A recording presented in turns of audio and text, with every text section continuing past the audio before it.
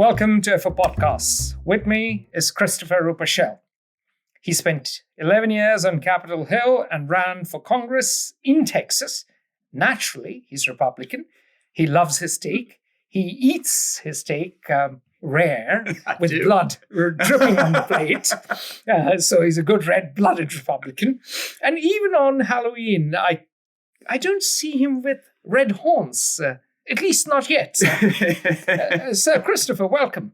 Thank you, Atul. I think thank you. I don't know.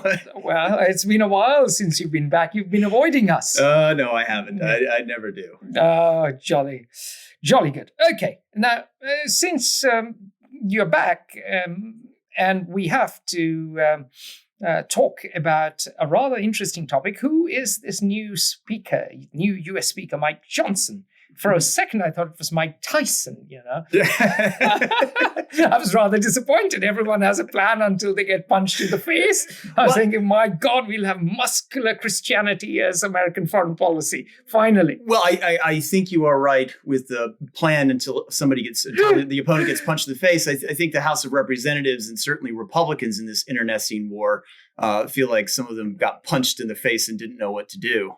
Well, exactly. Now, British diplomats, I talked to one this morning, and indeed diplomats from several other countries, some of them are mutual friends, are asking me something very simple. They say, well, the US now has a speaker who denies the legitimacy of the 2020 elections. What does this say about the country? Now, mind you, these are Western diplomats asking the question. Mm-hmm. Later, we'll have questions from diplomats from shithole countries too. We do not discriminate. Fair enough. So, to your question, what does it say? I think it's interesting. This guy's not as simple as he's made out in the media. There's been a reductio ad absurdum in some cases. He's not a sort of Dominion voting machine guy who claims the machines were faulty. His demur, his concern is really pretty simple. In the run-up to the 2020 election, we had COVID, and a lot of jurisdictions were deciding how votes could be cast a little bit on the fly. His concern was that these decisions were often made at a local level, and at times did not have legislative input. In his Texas v. Pennsylvania suit that the now speaker pushed and Ken Pax of Texas filed, this was his main point that... So you mean legislative input as in input of the U.S. House of Congress, both houses of Congress, correct? Yes, in the state level as well. They can determine certain things. Uh-huh. But to play both state and federal legislatures, to be precise. Yes, but principally federal, but also obviously in this suit, it was Texas v. Pennsylvania. So there's a state component here. However, his issue is it inherently devalues the vote or the legitimacy or the feeling, the optics of the vote if people at a local level, without going through legislatures, are allowed to determine the mechanism by which you're permitted to vote. So he's not claiming that people were fiddling with machines that I know of. He's very much just, we need to ensure elections are legitimate. He denies, obviously, to a degree this one was. By the way, he's been walking that back a little bit. So basically, democracy is fine in this country. That's what you're I would agree. The Western. Yeah, this is a process question, not an out-and-out denunciation of democracy itself or Joe Biden. So it isn't the death of the firstborn in bubonic plague yet. No, I think we're a long way from that. We have to wait until you get into the House of Representatives, and then we'll be there. I know. No. We're not going to have mice with various fleas taking people out. All right. So now let's get to the question that shithole country diplomats are asking. And they've been rather pained by the fact that under Joe Biden on 29 and 30 March 2023, the U.S. Department of State organized the Summit for Democracy. This was a follow-up to a summit in 2021. And they say, hang on a minute, you've got a speaker who sort of thinks that your elections are not quite legit. Now, who are you to tell us, or rather, who are you to preach to us about elections? They are singing Madonna's song or playing Madonna's song, Papa Don't Preach. So what do you say to these fellows, fine fellows? Well, in the context of broader diplomacy, I think you alluded to a summit that only this president has ever had, and it is not longstanding U.S. policy. In the context of the speaker, I mean, America's longstanding policy is to have friends everywhere. The Congress doesn't play a substantial role in international diplomacy. That is a large function of the executive. So to say that it will have any impact, a Republican speaker on a initiative by a Democratic president with no precedent before, I think it's immaterial. I don't think it will weigh in any way on international relations. Except for the perception that now they feel that, Papa can't preach and basically the U.S. can have friends everywhere and U.S. sailors can have birds in every port. Birds, or we're going British on that one. Yeah. Well, I will say with Speaker Johnson, he is quite devout. I don't know how he'd be with all kinds of carrying on outside of marriage. We'll get to that in a moment. Though. I'm sure he will come around. Were he to meet you? No, were he to meet who's that hot actress who was in The Wolf of Wall Street? Oh, Australian gal. What's her name? Yeah, I'll think of it in a second. Exactly. We are getting old. She could persuade a lot of guys. I'm sure Mike Johnson could turn into a Mike Tyson pretty quickly. A little less violence. But I'm sure he could be tempted. Yeah. He could stray from the narrow paths. I have no doubt at all. So now, let's get into the prosaic. My editors, or our editors rather, because you're a contributing editor as well. And so our editors, who would have thought, they listen to us, but some of them do. And so our editors have a question for you. Okay. And they ask, what would have happened if the Republicans had not chosen a speaker now? Well, we quickly have a November 17th deadline looming that would bring a shutdown. In 50s. Who believed no. in burning bridges? This is not McCarthyism. He became speaker after many ballots, and some people still held a grudge. So earlier this year, we approached the debt ceiling. The debt ceiling is simply the ceiling at which America is allowed to borrow money. And McCarthy was able, the Biden administration said, we're not going to negotiate. McCarthy was able to negotiate a deal that many of his members didn't like. It passed. It gave the House, McCarthy and Republicans, some leverage. That went through to the dissatisfaction of some. Fast forward, recently, we have had an appropriations issue. So at the end of the fiscal year, the government no longer has the authority to spend money. And McCarthy was backed into the same kind of corner, with a certain faction saying, burn the place down. When McCarthy could not pass a bill to permit expenditures, he decided to get those votes from Democrats. Well, anyone in Washington, D.C. could have told you this would trigger a provision that had only existed in this Congress. McCarthy, to secure his speakership, had to make a deal wherein one person could make a motion to vacate the chair, basically throwing the speaker out. Defenestration by, in this case, a fellow named Matt Gaetz and 7 other Republicans who joined him. This is what threw us into chaos. Now, and just a moment, so that everyone knows, especially foreigners, the power of the purse is with the House of Representatives. So that means that the debt that the U.S. government takes, the executive takes, and the money it spends, which is the appropriations, has to be passed by the U.S. House of Representatives. In coordination with the Senate and signed by the president. Yes. You are right that historically the House has the power of the purse strings. He was thrown out on his ear. Now, And also, another fact to note is this is the first time in the history of the US that a speaker has been thrown under a bus or out of the window.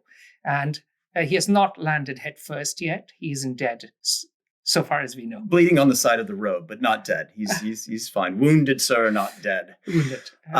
And so because of this deal he made, where one person could make a motion to vacate, a group of Republican House members decided to try to take him out, and they were successful.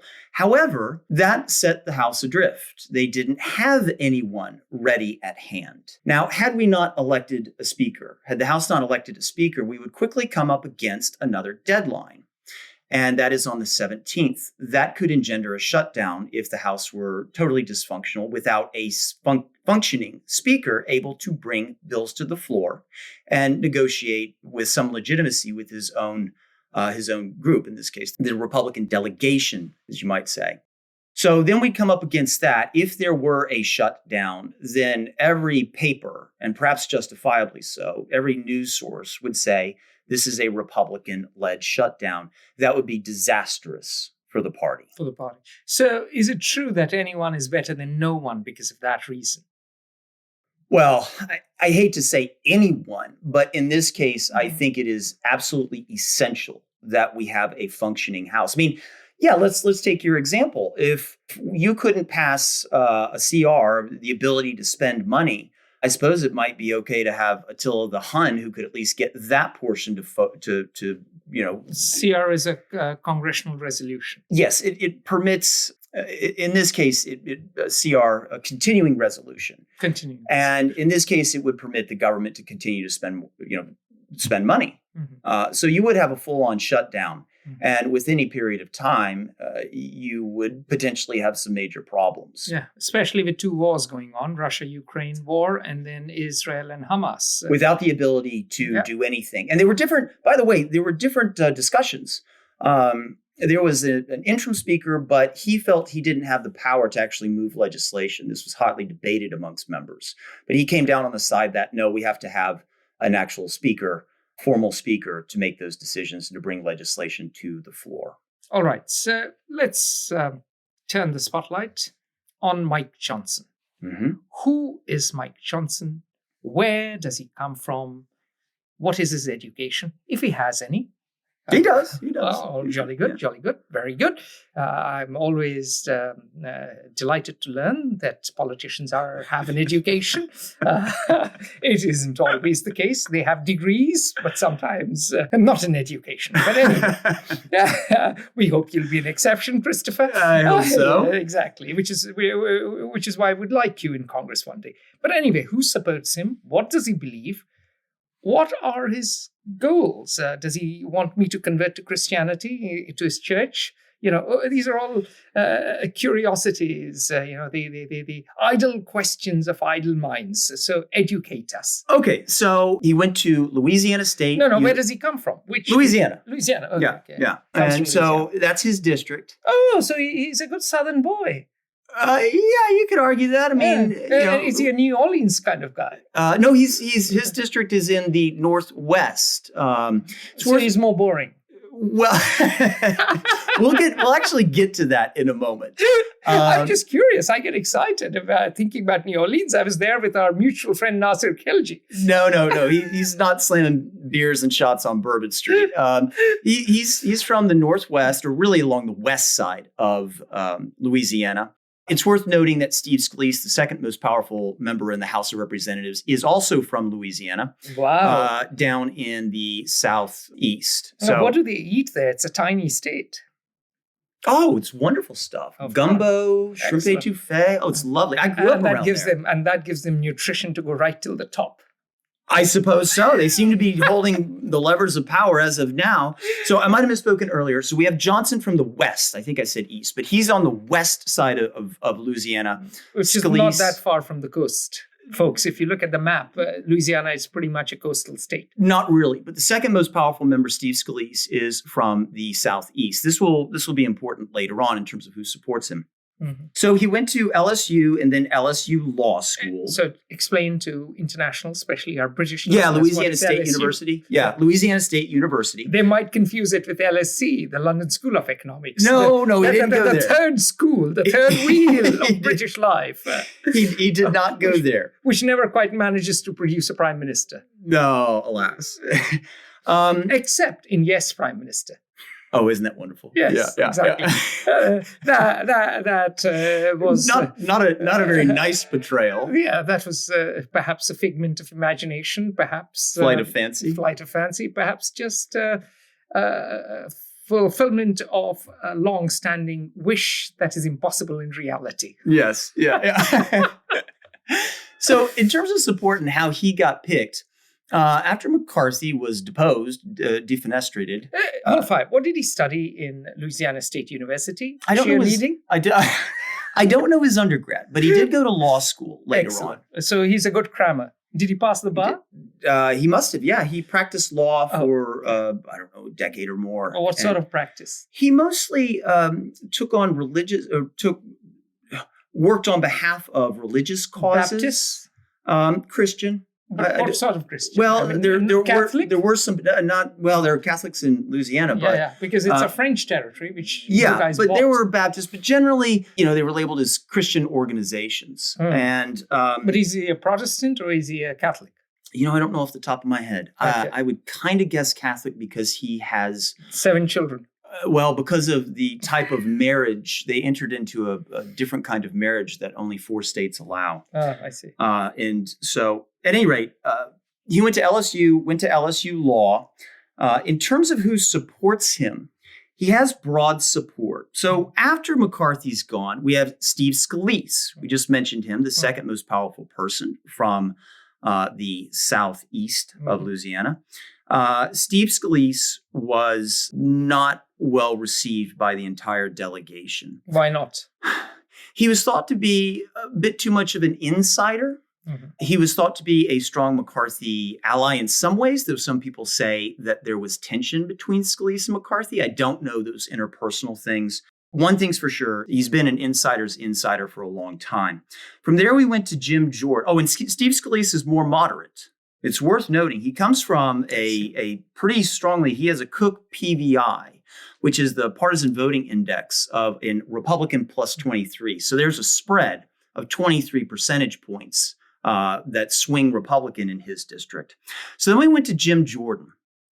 Jim Jordan was thought of as a candidate that would be a reward for bad behavior. Jim Jordan, also an insider, he is associated with the Freedom Caucus, some of the folks who conjured up this defenestration. The sort of people who believe right to arms includes right to have a tank. He's on your front lawn. Well, he comes from a strong Republican district. Yeah. It's interesting. Scalise is more moderate in a very Republican district. Jim Jordan's an R plus 20 district. And he was thought as a candidate who would be essentially rewarding Matt Gaetz and his crew for bad behavior, too much of an insider. For a brief time, we had a fellow named Tom Emmer who lasted about 2 hours before he stepped down. This is less than the shelf life of a lettuce. It really is. Yeah. Yeah, that's right. It's okay. The former British Prime Minister shouldn't feel so bad now. Yeah. So then we ended up with Mike Johnson. Mike Johnson has an R plus 14 district, but he is very much a man of the right. And what does he believe? He is very devout. I like thinking about what makes people tick, or really the formative events in their life. And he was born to a 17-year-old mother. His parents were very, very young, and he's the eldest child. He has strong anti-abortion views, very strong. He is pro-life. How many brothers and sisters? Three siblings. Okay. And he is very pro-life. And I have to think, and this is just me, I don't have anything to substantiate this, that being born to a 17-year-old mother might develop some views about abortion, whether or not his mother might have thought about it at the time. So he is anti-abortion, or as the Republicans say, pro-life. You could be the first Republican Freudian. As you know, we do a lot of free psychological work over at my carriage house. Yes, I can see a future for you. Yeah. We just have to get you to Congress, and everyone will be sitting in your office having free therapy in the evening. Oh, Lordy. That'll be a lot of free work. So this is where it gets interesting. He's very wonkish. He is known to have, decidedly right of center. Many have said the news right-wing views, but he's very wonkish. He is devout. He is well liked by his members and constituents. Last election, he ran unopposed. It's worth noting that in the speaker's vote, it was unanimous on the Republican side. They all rallied behind him. This caught a lot of people off guard because in the past, it was pretty clear early on in the voting tallies that the other folks weren't going to get it. He is known for being principled, and he has a lot of conviction, but he's not known for being strident in discussions. He does not have deep ties to corporate donors. McCarthy was a fundraiser, par excellence. Speaker Johnson is not a massive fundraiser. He is known for having principled stances. He doesn't make it personal. If you watch videos of him, he has a very nice demeanor. He's not screedy. He's not a bomb thrower, but he does vote very much on his religious principles. It's also interesting and less remarked. When his son was 14, he and his wife, early in their marriage, they adopted a 14-year-old black kid and refers to him as his son. This child, I believe his name is Michael, does not want to be a part of his political career. I've not seen any pictures of him. The speaker frequently will make reference to this son. The son is apparently living out in California and just fine.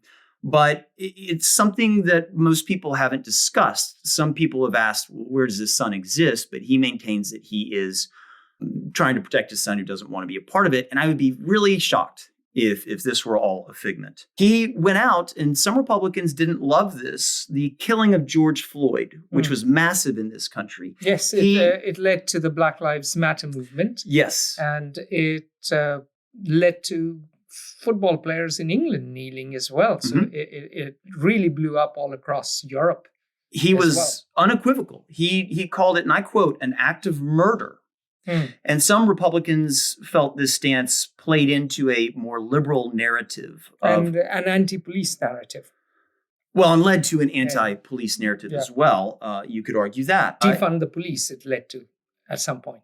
Yes. And that really irked many of my friends who are not Republicans as well. It irked many Democrats, and it irked especially independents. And cities are paying the toll. Yeah, I mean, there's been a tremendous backlash. Yeah. So all my friends who are independents, for instance, they said that is the one thing they don't like about Democrats, because you do need good police to have security and safety. Well, and interestingly, I lived in a very high crime area of D.C. Of minorities. Yeah. You were the only white fellow with blonde hair. For a while I was. Yeah, I was which is why you took to bodybuilding. I did. But that's not why. But yes. Don't deny. Don't deny. You had to look tough. Muscles might have helped. In that rough neighborhood. Yeah. Come on. But, those neighborhoods didn't want to see the police defunded. Tense as their interactions with the police might have been, in many cases, when you would talk to people in poor neighborhoods, and the poll numbers played this out, they didn't say get rid of the police. Yeah. But let's look back. Let's look back to Mike Johnson. So Mike Johnson was very much unequivocal in condemning George Floyd, right? Described it as murder. Mm-hmm. So now that's great. So what are his goals? That's the one question you haven't answered. Yeah, sure. So he said in his remarks after immediately being elected speaker, he said the greatest threat to our national security is our nation's debt. And he has decided that addressing the solvency of U.S. pension schemes, as the Brits would say, or entitlements, as they're referred to in America, is a huge issue for him. Now, this has been described as gutting Social Security and Medicare. Those are going to gut themselves. If you look at the trustees report, we have less than a decade before they go insolvent. Yeah. And he's willing to call a spade in the way that Biden and even Trump aren't. Okay, so very good. So his goal then is fundamentally solve the entitlements issue, and then, of course, champion pro-life in Capitol Hill because that's what he believes in. I think that would be one of his agenda items, but that's not his job anymore. He's got to corral that entire delegation. Exactly. So now that brings me very neatly on to the next question our editors have come up with. And God bless them if there is a God. I believe some of them believe in God. They're Americans after all. What is Mike Johnson's experience when it comes to running a legislative agenda? None, really. This was seen as an asset. As I mentioned before, a lot of members didn't like the insiders. And so he doesn't have really any experience here. He is a fourth-term member of Congress, so he's been around a few years. He has led the subcommittee on judiciary and the Constitution and limited government. So his lack of leadership credentials were considered a strength. He doesn't have ties to leadership like Jordan, Scalise, or McCarthy, or big fundraisers. In fact, on the last ballot, when they were deciding who would be their candidate they put up, the second place, the runner-up, if you will, was Byron Donalds, who is an ambitious freshman whose hat has been thrown in when even McCarthy was running as Speaker. So he doesn't have really any experience. He doesn't have insider experience in backroom negotiating because he's never been, as Kimberly Strassel pointed out, in those back rooms. Understood. So what does this mean for legislation? For obviously a lot of members, it's a breath of fresh air. No one has seen his style aside from being affable. It's an unknown. It's an unknown. Okay. So you've already touched upon why did other candidates not succeed. But would it be fair to say that he was perhaps the most likable of the lot? I think he was. Some people are also saying that the pressure was building on Republicans to find someone. Whether or not he won out of a degree of exhaustion, that may be fair to say for certain members. You know, it got so bad that when Jim Jordan was put up for Speaker, Matt Gaetz, who led this insurgency. Well, why wasn't he put up for Speaker? He wouldn't win dog catcher right now. He and the other 8 offered to be censured, suspended, or removed if they would allow Jim Jordan to become Speaker. So they were feeling the pinch a little bit as this wore on.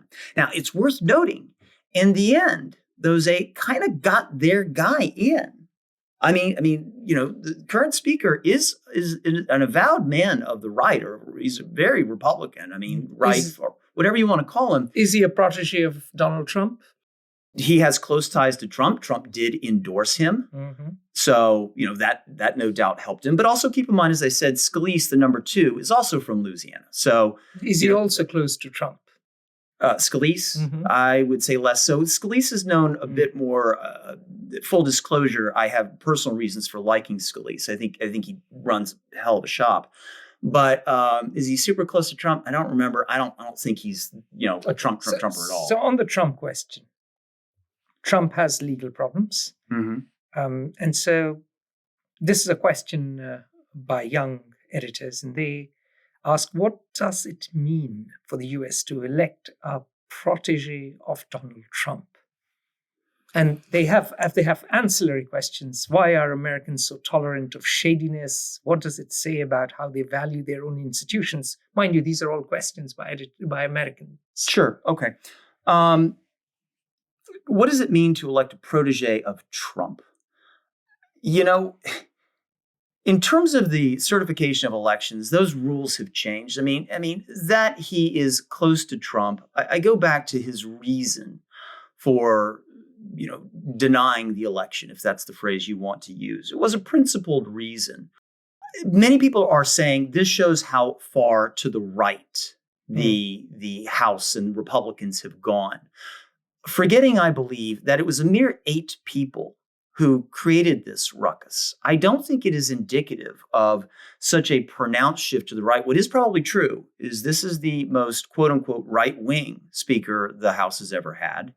But I think it's more reflective of the holdouts and you know, because they had burn leverage. It down. They had leverage because so it was a game of chicken, and so basically the others blinked.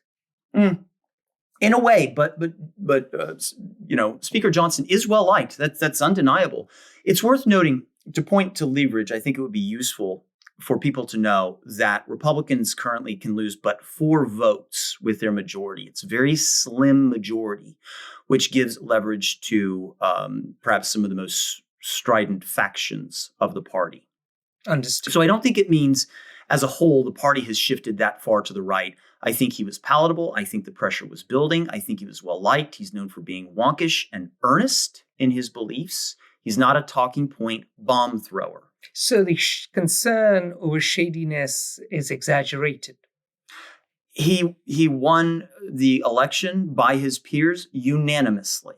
Okay. And if you want to say arms were twisted, look at McCarthy. I mean, it took him 15, 17 ballots to get there. This was one ballot. So the institutions, the fear that the institutions are degrading, you would say, is also exaggerated, and the pendulum will swing back.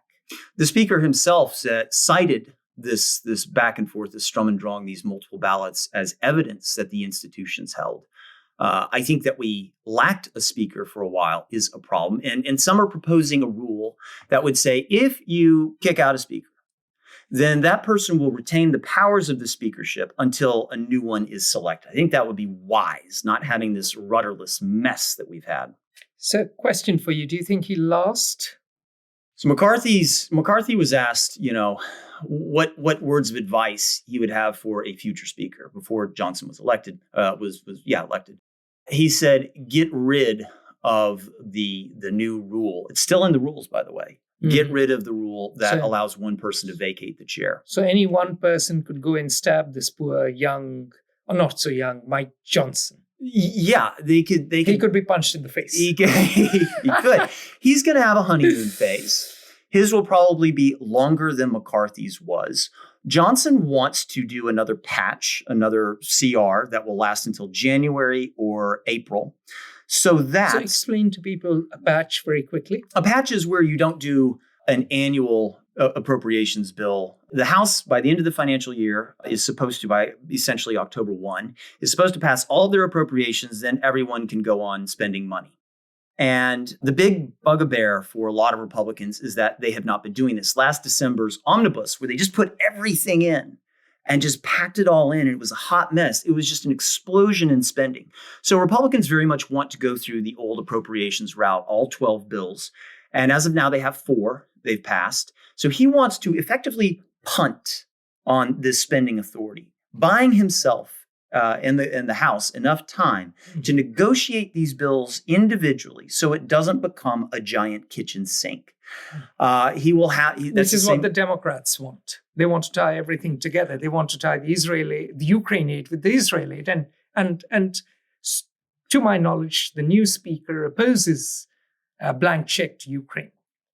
Yeah, since at least May of 22, he's opposed Ukrainian aid. He is strongly in favor of assisting Israel. In fact, the first bill... Well, it's the Holy Land. Yes. Yeah. He's a devout Christian. That's right. And so... he could even send his children as modern-day crusaders, for all you know, and go there himself as Richard the Lionheart. I'm not touching that one with a 10-foot pole, man. Well, Richard had a long pole. He was fantastic on the steed. The Arab cavalry disappeared in the face of his assault. Okay, well, I don't think that's what he has in mind, but he did. The first bill he brought to the floor was, I believe, a sense of Congress supporting Israel. He has since relented just a touch. He is open to negotiating on Ukrainian aid. So we may see a bill that lumps together Ukrainian and Israeli aid. Yeah, so that the First Lady can continue her shopping. The First Lady? Of Ukraine. I don't think Mrs. Biden is a spendthrift, but...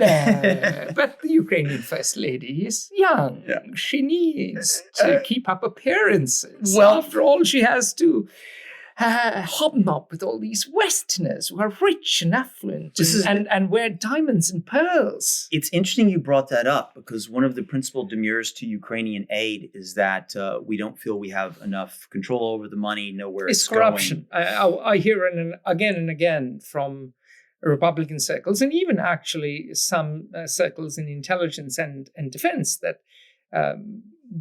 there should be more oversight and more targeted spending and more efficient and effective spending. That is the concern a lot of Republicans have. And I don't know how he gets around that. I mean, once again, what he believes and what he can effectively marshal through or shepherd through the House of Representatives are two different things. So let's come back to domestic policy. And the big question is the power of the purse. So even if he does a patch that takes spending till January, so the US government can spend till, let's say, end of January, maybe February, what happens then?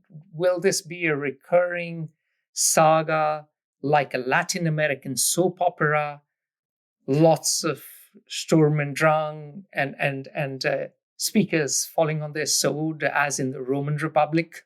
Well, one of his big pitches to Republicans was that he wants to pass all the appropriations bills this year, individual appropriations bills. This year, they got a late start. Just very quickly, what are individual appropriations bill in a sentence or two? So there are 12 of them, and they effectively allow for the entire federal government to spend money. And each bill would have, one bill would be defense, one would be more or less another department. Yeah. So they are not bundled together. So right. You can scrutinize each bill. Correct. And it allows for a greater degree of legislative scrutiny. Correct. Good Excellent. Way of articulating that. One thing, if he wants to hang on, he will have to start this process much earlier. But let's say he punts to April. He's already lost 3 months of that year to get going on the appropriations bills all over. And we have an election coming up, so more battle ahead. We do. So that will be a concern moving forward. But that was one of his big pitches to the delegation, that he was going to pass individual appropriations bills. This also hurt McCarthy.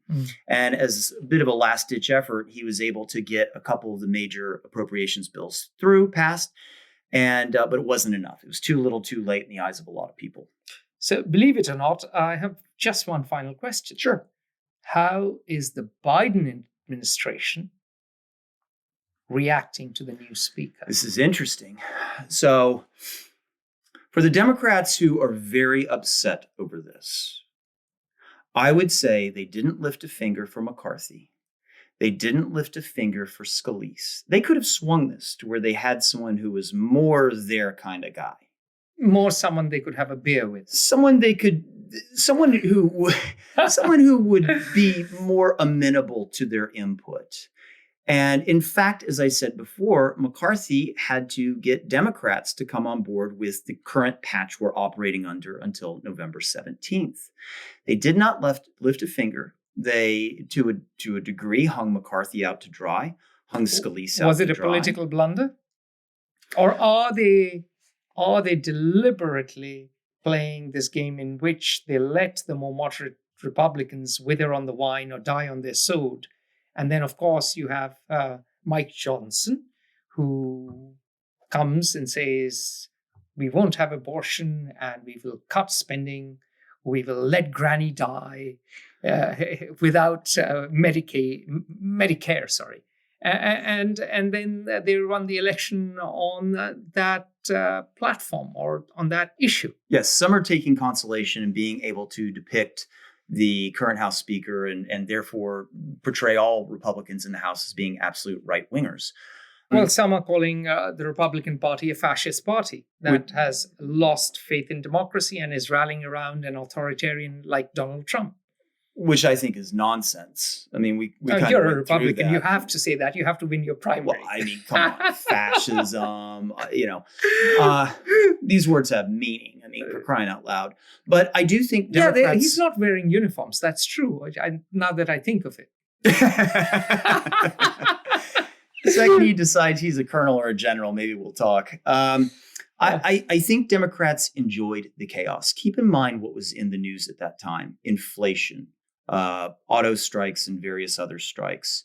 Joe Biden joined the auto workers. The first time a president joined a picket line. Yes, but you had inflation, strikes. Senator Menendez, a Democratic senator, he was caught with a bunch of gold bars, a Mercedes, Hunter Biden. Does he have an Armenian wife like Kim Kardashian? He does not. He has a wife that he married a few plus years ago, and she's in trouble too. She is not. Is she Ukrainian? No, she is not. And so, Hunter Biden, the president's own son, that was in the news. So Democrats delighted in all this being swept out of the news in favor of a narrative that Republican chaos. It's all they could report on. So I think they liked that chaos. But what now? Okay, they've achieved it. Kevin McCarthy is gone. Scalise is gone. They've achieved their goal. But now can they do business with this new guy, Mike Johnson? It's a relative unknown. I mean, no one really knows what his style is. We know what his personal beliefs are, but we don't know what his style will be in terms of negotiating with or reaching across the aisle or really any of that. He has backed off on a few of his former positions. He does seem to be pragmatic about aid packages. As I said, he is open to negotiating on Ukraine now. So in order for him to be effective, he will have to a certain degree, not jettison his own perspective, but learn how to work the broader will of the Republican delegation within very, very fine majorities. With Matt Gaetz as a wonderful supporter. Well, but Matt Gaetz does support him. In fact, Matt Gaetz made a statement. He said now with a MAGA speaker, he described him as a MAGA speaker, which is Make America Great Again, which is Trump's slogan. Yeah. Which Ronald Reagan came up with. Initially. Well, yeah, it's the again that was kind of clever, really. But no one knows his style. Matt Gaetz is a supporter. There is a honeymoon period, but in effect, he faces all of the same problems that McCarthy had before. Go ahead. No. I said, so we are living in an era of unknown unknowns, as Donald Rumsfeld once beautifully expressed. Yes. Excellent. So, fantastic to hear you shine the light on all these issues. I'm sure it will educate a lot of our diplomat friends. It is something Indian CEOs will listen to. And I'm sure our dear friend Frank Grafer, the swashbuckling former German defense attaché, will listen to very carefully and send us a WhatsApp message very soon. Yeah. So this podcast is in tribute to Frank Grafer, the best defense attaché and diplomat we've ever seen in Washington, D.C. Yeah. And by the way, if any of y'all want to shoot me a line on my Fair Observer email, I'm not hard to find. So I'd be happy to answer any questions. Hopefully that doesn't mean my inbox will be slammed, but by all means, reach out. Yeah, and if you're writing from a company, we know you have money, you'll have to pay. Christopher Roper Schell is a partner at Fair Observer Intelligence, and our managing partner, Sanjay Acharya, will beat him with a club and a spiked club if he answers questions for free. Okay, good for me to know. That's a new piece of information. Yeah, well, there you go. We are learning from the Republicans. Well, in that case, you'd throw me out a window instead of the spike club. No. We are learning from them and improving upon them. I see. After all, I'm a Rajput. You have to rediscover my barbaric roots. Oh, my. Okay. All right. I'm adding a lock to my door. Excellent. On that merry note, ladies and gentlemen, we'll see you anon. We'll drag this fellow with long hair back by the hair if he escapes us for too long. Thank you all. Appreciate it. Bye for now.